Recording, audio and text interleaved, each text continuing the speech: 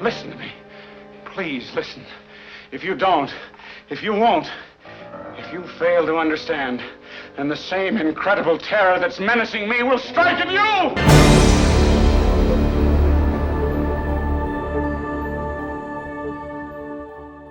I can honestly say I, not on one, but maybe 3 or 4 occasions, had to, per my training, listen to grown men discuss their sexual fantasies and escapades, and even their thoughts about me.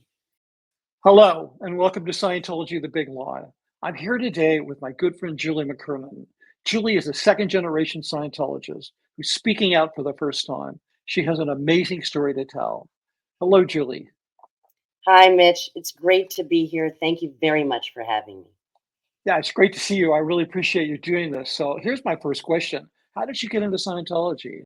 My mother had been on staff in Dallas, Texas, and then went on a mission to found the Boston Org, or the Boston Mission, in 1967, I believe. My father walked in with a book of Nietzsche, the philosopher Right. Nietzsche, and said, "I will read your book if you will read my book." And my mother said, "Sure, give it to me." And they traded books, and the next thing you know, they were married, and he was on the upper classification Class VIII course training to be a Dianetics and Scientology auditor in Los Angeles when I was born, in Boston. Being raised on Scientology principles as a child, did you have an awareness of how other kids were raised versus you outside your home? Because you were going to school with regular kids and of other religions and so forth, right? Yes, for the most part. Growing up as a young kid, my parents left the staff situation. My mom left the Sea Org and my father left staff, and they bought a sailboat and sailed down to the Bahamas. They kind of blew, but not really, because my mother had permission from L. Ron Hubbard to leave the Sea Org for a while and then return. So I was born in that interim, as well as one of my brothers, and we sailed down to the Bahamas. But then it was always something that was a part of our family upbringing. Right. My brothers and I, we knew about things like past lives, auditing, touch assists, spiritual over physical was always a definite dealing in our lives. It was predominant. And so we were taught from a very, very early on age, even though my parents might not have been on lines at the time or dealing specifically with missions or the orgs, it was prevalent in our lives, all my life and my brother's lives, that we learned that. Right. So you could that kind of indoctrination was sort of a driving force. Absolutely. Yeah. It was the driving force for my whole life, and my brother's too. And I took it upon myself as the eldest to make sure that happened for my family, because I figured, in my mind, I somehow took it upon myself that even though my parents weren't on lines at the time, it was my job to make sure that the whole family got on lines. That was my job. So then at a certain point, you began seriously training to be a Scientology counselor, what they call an auditor. Yes. And how old were you when you did that? I started when I was 13 as a Dianetics auditor. When I went to school at Delphi, Oregon. I lived there and went to school there for 3.5 years and graduated in 1986. Underlying, it's interesting because underlying the curriculum, I'm not going to have a big beef. I learned about geography and history and science and math. I did. Right. But the overbearing what you need to know about was Scientology technology. And Yeah. therefore, when I was 13, I became a Dianetics auditor. I was introduced to grown men and Right. grown women with very, very serious subjects that I didn't know how to deal with my training. I did not. And Why? I was reprimanded for not knowing how to, if you say go early or similar, Right. that's a technical term. Then that's what I knew to do. But the things that I encountered were pretty frightening for a young Right. gal of my age. Yeah. In Dianetics is you're traveling on this Mhm, this abstract idea of a time track, which is really mhm, just your memory of events as they are, mhm, and you're trying to uncover earlier and earlier stuff. And so, yeah. basically, what I'm hearing is that when you were auditing adults, well, let me just ask you, what kind of stuff was it? I was confronted with grown men telling me at 12 years old, 13 years old, about how they hit their wife or um, delved into pornography because they didn't feel another outlet. And I had to sit there and listen to that and then bull bait them. And bull baiting is where you push another person's buttons to try to get them to react in a very close up situation, 3 feet apart, knees apart. Right. And so at 13, I'm dealing with grown men saying I was pleasuring myself or trying not to. That those kinds of confrontations Right. as a young girl, it just it just makes you callous to that whole idea. I can honestly say I not on one, but maybe 3 or 4 occasions had to, per my training, listen to grown men discuss their sexual fantasies and escapades, and even their thoughts about me at my age, and just discard that as you have to confront that, deal with that with your training routines, and just let it go. My parents divorced while I was away at school, but in the meantime, I learned what I believe to be my mission in life, which was to find out more about Scientology as a student at Delphi. When I was about 14, I wrote a letter to my parents, who were both Class VIII auditors, which are highly trained auditors Right. within Right. Scientology. Right. I wrote this scathing letter to them. To They were off what they call off lines. They were not involved on organization lines. And I found out what that meant Yeah, at that's a Delphi, crime. and I wrote them this scathing letter. And I to this day, I know now it's not true, but at the time I felt like I was the cause of my parents' divorce because my mother chose not to come back, and my father moved to LA with my brothers while I was away at school. You mean And back into Scientology? Is that what you mean? mhm, yes. So he moved back to Los Angeles, found a job, and moved into the Celebrity Center or the Manor Hotel before it Right. was renovated. Right. And that was where my brothers lived, and I went back to Los Angeles on break from being a student at Delphi, Oregon. And now you're like 16 years old. Correct. Okay. 15, 16, yes. Right. Yeah, so it was always very much a point of pride for me to know that my mom worked with L. Ron Hubbard personally. She signed up for the Sea Org in its early beginnings. She was on the Apollo as well as the other 2 vessels that were part of the Sea Organization at that time. She worked directly with him. He would do his research into the upper levels and other auditing procedures and then distribute them to her to be typed up and delivered to all the different auditors around in the course rooms. So she worked with him daily, directly. So they had a close relationship in a working way. There was one occasion that she told me about, and this just was told to me about 2.5 years ago when I first started to have my doubts. She pulled me aside and said, I want to tell you this story. I said, all right. She said, well, I was on the Avon River with L. Ron Hubbard and his daughter, Diana, who was only a teenager at the time.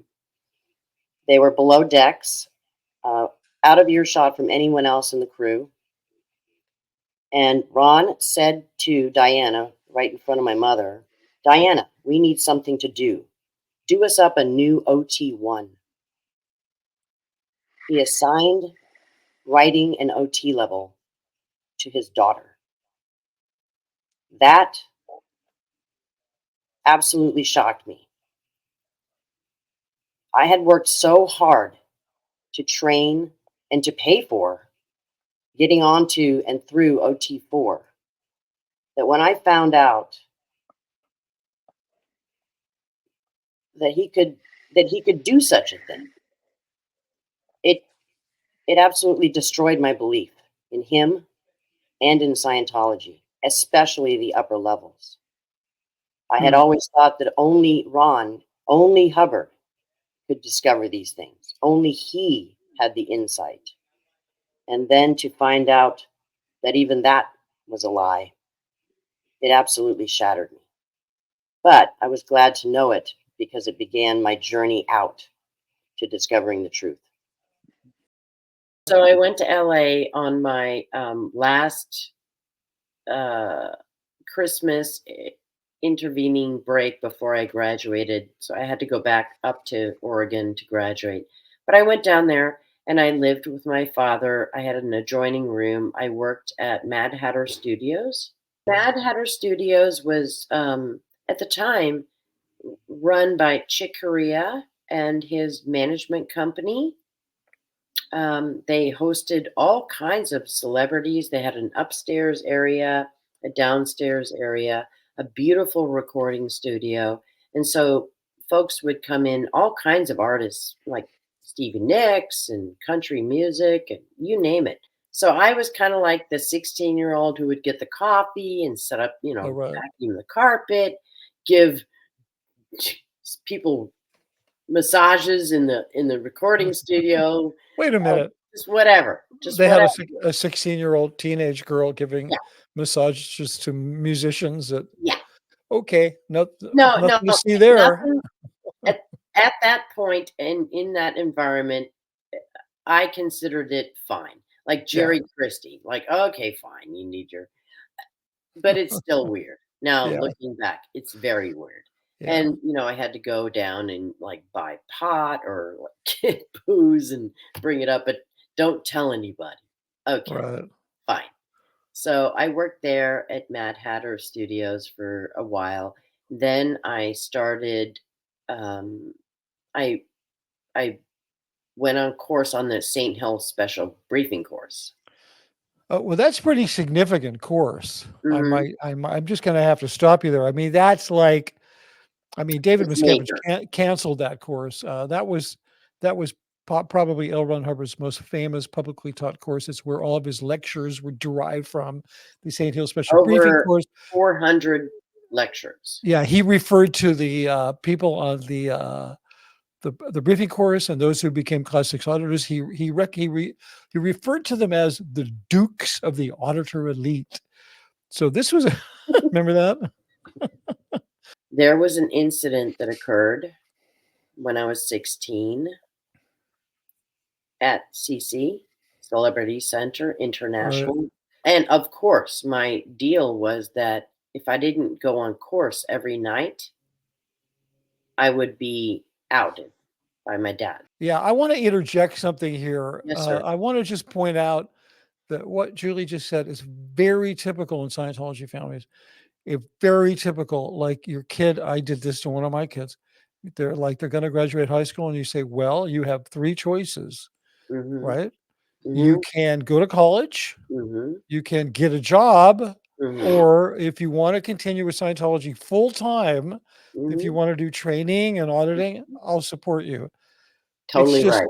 yeah, and then nobody says, "What do you wanna do?" I mean, they No, give you the what do you wanna do within those 3 irrelevant. choices, but it's That's, something I still live with the shame of not seeing my kids because I was oh, indoctrinated. They're in front of you. They're standing in front of you, but you don't see them. It's the rules were there. It was like, if you're not on course, you were out. Like, right. you're done.